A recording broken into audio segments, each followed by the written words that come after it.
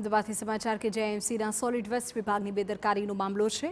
કચરો ભરતી door to door ગાડીમાં ભંગાર ભરાય છે। રોડા અને સિરામિકનો ભંગાર ભરાતો હોવાનો એક વિડીયો પણ વાયરલ થયો છે। અધિકારીઓનું સુપરવિઝન ન હોવાથી આ પ્રકારની ઘટનાઓ સતત બની રહી છે। એજન્સી અને અધિકારીઓની મિલીભગતથી કામગીરીમાં બેદરકારી છતી થાય છે। કુબેરનગર વિસ્તારની આ ઘટના કે જેનો વિડીયો અત્યારે વાયરલ થયો છે।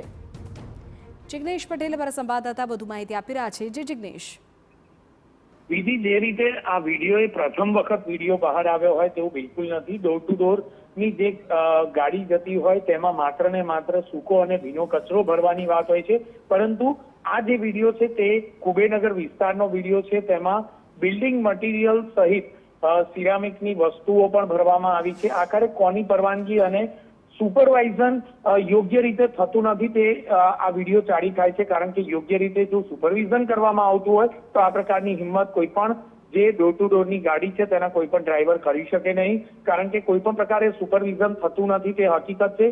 અધિકારીઓની મિલીભગત આ કિસ્સામાં હોય તેવું સ્પષ્ટપણે લાગી રહ્યું છે, કારણ કે નીચેના લેવલે કોઈ પણ પ્રકારનું સુપરવિઝન ના થાય તો આખરે અધિકારીઓ પણ પોતાની કામગીરી કેવી રીતે કરી રહ્યા છે તે સૌથી મોટો પ્રશ્ન થાય છે।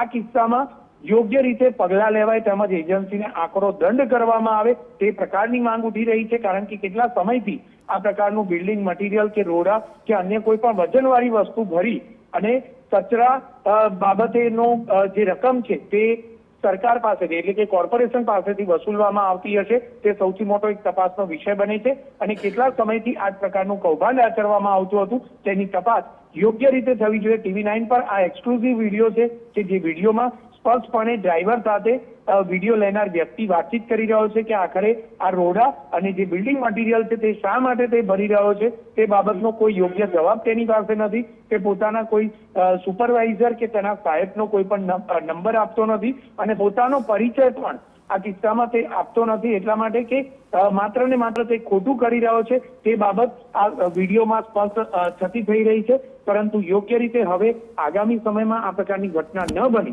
તે માટે યોગ્ય પગલાં લેવાય તે જરૂરી છે। બિલકુલ જિગ્નેશ, આભાર તમામ માહિતી બદલ। જોવું રહેશે કે આ વિડીયો સામે આવ્યા બાદ કોર્પોરેશન આખરે કોઈ જવાબ આપે છે કે કેમ।